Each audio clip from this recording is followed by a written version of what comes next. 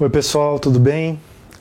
Hoje eu gostaria de falar sobre a questão da democracia, mas levando em consideração a democracia no seu sentido contemporâneo, ou seja, no seu sentido de democracia de massas. Para isso, eu vou partir de um diagnóstico dado pelo Jürgen Habermas, teórico crítico alemão que ainda está vivo, da chamada Escola de Frankfurt, em que no seu livro Facticidade e Validade, que aliás acabou de sair uma nova edição, vai fazer um diagnóstico importante da questão da democracia. E o que é interessante é que já lá no início dos anos 90 ele já está apontando para um certo enfraquecimento dessa ideia da democracia. Bom, para isso nós vamos pensar então num segundo ponto, que é a questão da formação da democracia de massas a partir de um elemento mais liberal, em que nós temos elementos estatais, elementos como o sufrágio universal, etc. E um segundo elemento, que eu acho que vai ser importante, que é o elemento da participação e da deliberação pública. Esses dois elementos são importantes para nós pensarmos o que é essa democracia de massas. E, por fim, eu gostaria de discutir um pouco a ideia de uma formação da vontade que estaria por trás dessa ideia de participação e vontade popular, né? O que seria a formação de uma vontade política hoje em dia, nesse momento contemporâneo? Bom, em primeiro lugar, uma coisa que eu acho importante nós discutirmos é que nesse livro, Facticidade e Validade, o Habermas o escreveu exatamente na época em que houve a queda do Muro de Berlim. Então ele está escrevendo esse livro no momento da reunificação da Europa, né? Esse ponto é importante porque faz parte de uma parte do diagnóstico de época que ele vai fazer. O que significa isso, né? Nós tínhamos, né, um mundo separado pela cortina de ferro, né, em que nós tínhamos, de um lado, o que nós podemos chamar de uma democracia liberal, e por outro lado, né, o que nós poderíamos chamar de um socialismo ou de regimes comunistas. Quando isso se quebra, quando isso acaba, quando o Muro de Berlim termina, e quando a própria União Soviética acaba e se torna Rússia, nós teremos grandes transformações no mundo. Uma delas que é importante é a questão, por exemplo, da globalização, né? Nós temos aí a mundialização do fluxo financeiro, o que está gerando muita tensão no interior dos Estados nacionais, né? O que é interessante, no entanto, é que quando Habermas escreve esse livro, ele já está percebendo, e aliás tem um outro teórico também, um historiador francês chamado Pierre Rosanvallon, que também faz um diagnóstico muito parecido, que é o seguinte, quer dizer, quando o Muro de Berlim cai, e aparentemente nós temos a vitória, entre aspas, do que seria a democracia liberal, a democracia se mostra enfraquecida. Por quê? Né? Nós temos então essa ideia da queda do Muro de Berlim, em segundo lugar, uma quebra do chamado Estado de Bem-Estar Social, Welfare State, principalmente nos anos 80, quando chegam ao poder nos Estados Unidos o Ronald Reagan e na Inglaterra a Margaret Thatcher. Por fim, o processo de globalização. Esses três elementos são elementos que estão causando conflitos, né, mundiais, que já ultrapassam, né, as fronteiras do Estado nacional, né? E é muito interessante como já no início lá dos anos 90, o Habermas está falando de conflitos que nós estamos vivendo até hoje, como por exemplo a diferença material entre sul e norte, a questão da religião causando guerras, a questão da secularização causando guerras, inúmeras questões que estão ainda, né, na ordem do dia. A questão um pouco, eu acho, é entender, né, o que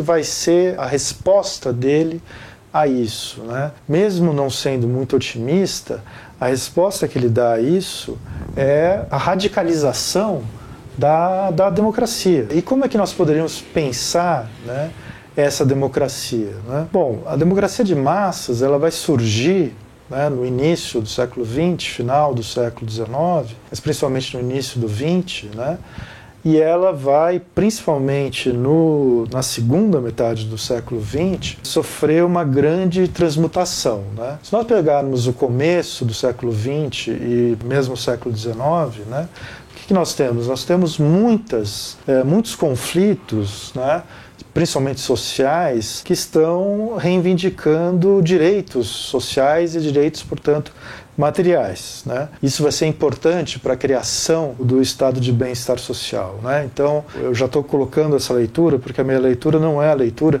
que o estado de bem-estar social é apenas uma acomodação do capital.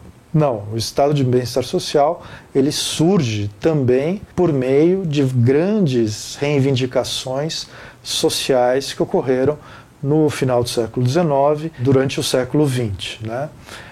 Esse arranjo, no entanto, ele vai se colocar principalmente no pós-guerra, né, no pós-Segunda Guerra, em que nós teremos, principalmente na Europa, né, garantias sociais muito grandes, né? Isso principalmente para a classe trabalhadora, né? Isso é importante que se diga, né? E ao mesmo tempo nós temos o surgimento de novos movimentos, né? Os chamados movimentos feministas, principalmente o movimento verde, né? No entanto, há aí um certo paradoxo, né? Porque ao mesmo tempo em que nós temos o surgimento desse estado de bem-estar social, nós temos uma diminuição, digamos assim, dos movimentos políticos sociais, né? Então isso abre uma brecha, de uma certa maneira, para um tipo de política que está surgindo mais conservadora e com um viés mais liberal, e surge principalmente com a Thatcher e com o Reagan. A Thatcher na Inglaterra, o Reagan nos Estados Unidos, né? He called her the best man in England. She called him the second most important man in my life. Ronald Reagan and Margaret Thatcher, the former movie star and the grocer's daughter. Isso, de alguma maneira, vai começar a desmantelar o estado de bem-estar social na Europa, um pouco de estado de bem-estar social que nós temos nos Estados Unidos, né? E isso vai começar a se modificar fortemente com o movimento da globalização, com o movimento da internacionalização dos fluxos financeiros e com a queda do muro. O terceiro tópico que eu gostaria de abordar aqui seria o tópico em que nós poderíamos pensar essa democracia de massas, a maneira como ela se forma, a partir de dois grandes eixos, né? Um primeiro eixo, que seria um eixo liberal, que vem de vários séculos, né, de pelo menos 200 anos, que é um eixo em que nós temos a ideia do sufrágio universal, em que nós temos a ideia da separação de poderes, em que nós temos a ideia dos direitos humanos, que nós temos a ideia da defesa dos indivíduos em relação ao Estado. Por outro lado, como um segundo eixo, né, nós temos a ideia de participação e deliberação. A democracia e a radicalização da democracia, né, ela vai se colocar exatamente quando nós pudermos pensar esses novos movimentos, e mesmo os movimentos sociais, de alguma maneira entrando via direito no sistema. Então o direito passa a ser um elemento central para o Habermas. Por quê? Porque, por um lado, ele está organizando o que ele chama de sistema financeiro, o sistema dinheiro, que é o sistema financeiro, e o sistema administrativo, que é o Estado, né? Por outro lado, o direito também está no interior da esfera pública. Quer dizer, na medida em que no interior da esfera pública nós temos movimentos de reivindicação de direitos. Há um dualismo aí, certamente, né? E o que o Habermas está pensando e que nós podemos, com isso, né, caracterizar a democracia contemporânea, é que esses movimentos em que nós temos a ideia de participação, em que nós temos uma ideia de deliberação no interior da sociedade civil, no interior da esfera pública, esses movimentos, eles precisam chegar ao Estado, né? E, portanto, o Estado aí pensado nas suas instituições, né? E, portanto, as instituições do Estado precisam ser porosas a essas reivindicações, não é? Quer dizer, é nesse momento em que a reivindicação do direito pode se tornar lei. E na medida em que ela se torna lei, né, nós teremos então algum tipo de segurança, seja social, seja em relação à questão da raça, seja em relação à questão dos direitos das mulheres, seja em relação à questão dos direitos LGBTQI. Essa porosidade é importante, né? Assim como é muito importante que no interior da esfera pública esses movimentos estejam atuando. É óbvio que nós não teremos aí mais a ideia de uma revolução. O que nós temos é a ideia de uma emancipação, ou melhor, de emancipações, em que nós podemos trabalhar emancipações ligadas a esses nichos, né? Isso que eu acho importante. E se nós pensarmos no caso brasileiro, isso foi muito importante com a nossa Constituição de 88, na medida em que ela, de alguma maneira, ela tornou possível, né, tanto a reivindicação dos direitos, porque ela foi criada a partir disso, né, a partir de vários interesses que se apresentaram, né, no Congresso Constituinte, tanto interesses liberais como interesses sociais, né? E isso, de alguma forma, foi causando certos conflitos e foi causando respostas próprias ao que o Habermas chamaria de sistema, né? Respostas do Estado, seja o Supremo Tribunal Federal, seja o Legislativo, seja o próprio Executivo. A provocação que eu gostaria de deixar, por final, né, é se essa radicalização da democracia, né, aconteceu ou não. Né? O que nós estamos vendo no mundo hoje parece que é um retrocesso.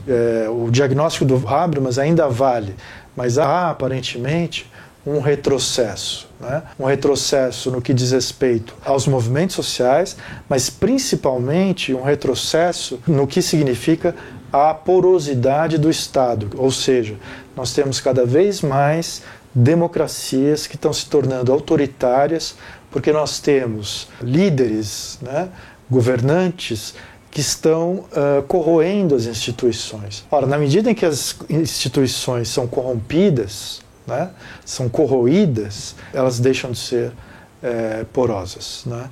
E com isso a sociedade fica completamente à mercê dessa vontade autoritária desses novos líderes, né? Então eu acho que não é à toa que nesses últimos anos, né, nós temos visto vários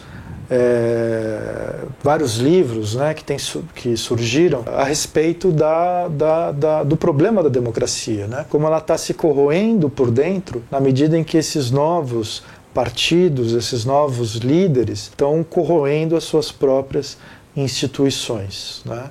E aí vai ser necessário uma forte organização da sociedade civil para quebrar com isso. Bom, espero que vocês gostem dessa nossa conversa de hoje. Nós podemos aprofundar isso em outro momento. Obrigado, tchau, até mais.